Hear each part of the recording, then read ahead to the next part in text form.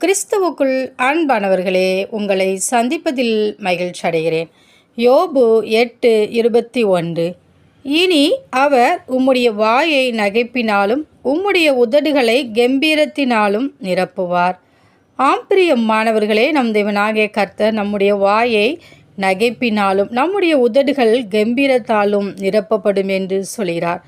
நாம் போகும் வழியில் நாம் சந்திக்கிற பாதையில் பிரச்சனைகளையும் போராட்டங்களையும் சந்தித்து நாம் சோர்ந்து போய் காணப்படுகிறோம். நம்முடைய நிலைமையை கண்டு நாமே மனம் சோர்ந்து பின்தங்கி காணப்படுகிறோம்.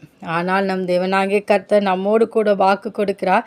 நம்முடைய வாயை அவர் சிரிப்பினாலும் நம்முடைய உதடுகள் கம்பீரத்தாலும் நிரப்புவேன் என்கிறார். நாம் செய்ய வேண்டியது நம் தேவனாகிய கர்த்தரை துதிக்க வேண்டியது.